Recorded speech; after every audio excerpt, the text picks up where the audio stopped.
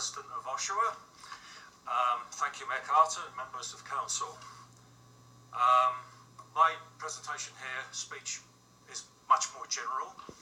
I figured others were far more qualified, and they are, and have done an outstanding job, I hope, of convincing members of council to maintain the current arrangement with Oshawa Animal Services and to maintain those services in the years to come.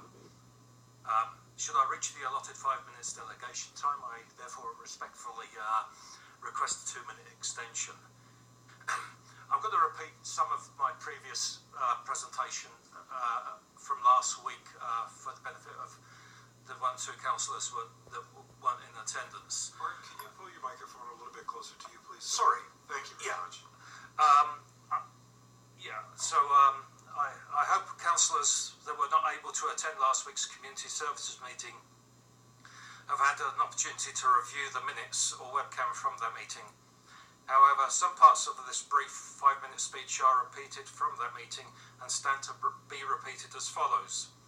As someone who many of you know supports animal welfare and has initiated with other advocates many responsible pet owner bylaw amendments to better the lives of domestic animals in our community, I am still seeking answers as to how a simple direction from councillors that was issued in June 2018 could have mutated into a recommendation that bears no relationship to what staff were instructed to do.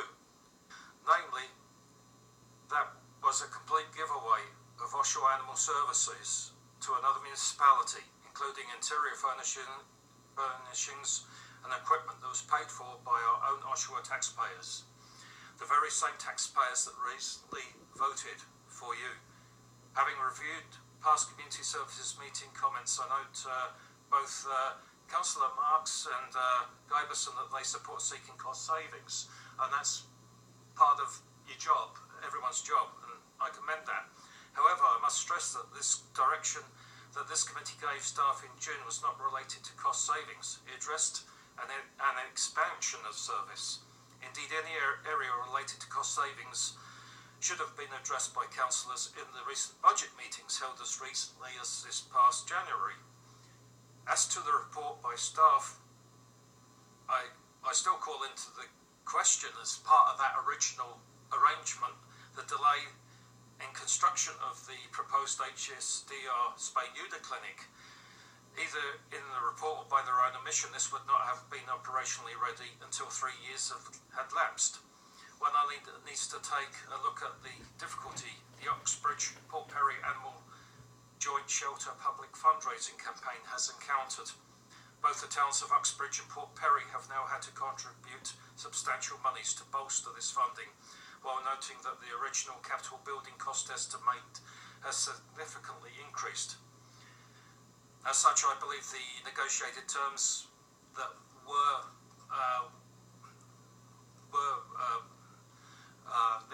negotiated based largely on wishful thinking, with no provision to establish performance metrics and regular detailed reporting of specific services. Also troubling, I did not know any provisions for the City of Oshawa to reclaim animal services should, in any event, HSDR not have been able to fulfil such terms. Presumably, as with the case of Uxbridge and Port Perry, the residents of Oshawa would inevitably have been on the hook to fund such likely shortfalls. The survival of present programmes that largely rely on current goodwill agreements and city-supported protocols with community rescue and TNRM groups that we have worked so hard to achieve would have been in acute jeopardy. Indeed, in staff's haste, they had failed to consult with these very groups who have little or no interest in working with HSDR. In my view, this component of the deal therefore had no future and was destined to failure. Indeed, to illustrate my point, and as astonishing as it is, when questioned at the April 1st meeting, HSDR had no knowledge of the existence of local rescue groups in Oshawa. Therefore, it is as if we were at Casino-Rama, where we were recklessly betting the house on an outcome that had yet to be realised, and was over such an extended time frame that any number of unforeseen events could have easily scuttled such a poorly conceived arrangement. As was noted at the Community Services Committee meeting last week, we were all hard-pressed to point to another municipal animal service that can better our own here in Oshawa, and to illustrate this, in such a short span of time, over 11,500 people have signed petitions to oppose the transfer of OAS, while at the same time supporting the tremendous work and results that have been achieved under the current supervisor, staff and volunteers. Why then would we throw these valuable members of staff and volunteers and what they have achieved under the bus? And what message does this really send to all City of Oshawa employees? I am reminded, and I apologise if I digress slightly, I am reminded this year of my UK hometown of Luton's 100th anniversary of what was referred to as the peace riots of 1919.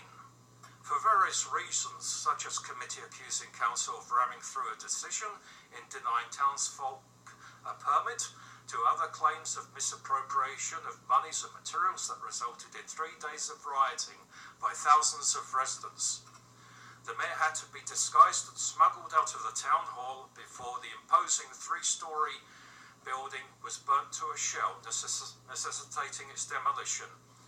And what happened afterwards to the mayor?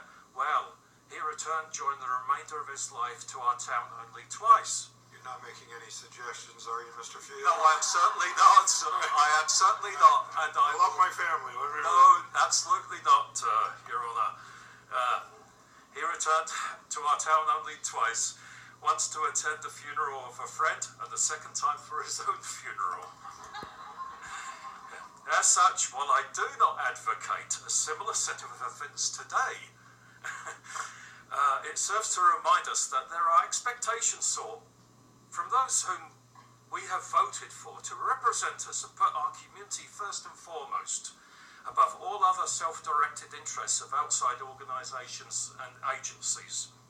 Returning to the matter at hand, it would appear that operating a cost-effective and hugely supported community service is still not enough to ensure fair treatment and due recognition that the staff and volunteers duly deserve by any other standard.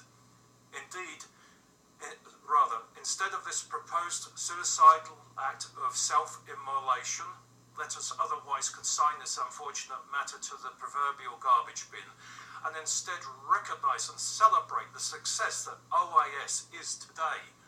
As such, I trust councillors, acting as true representatives of your constituents, realise the value of OAS and the unmistakable outpouring of community support for the continuation of this cost-effective service with your very own votes of support. Thank you very much.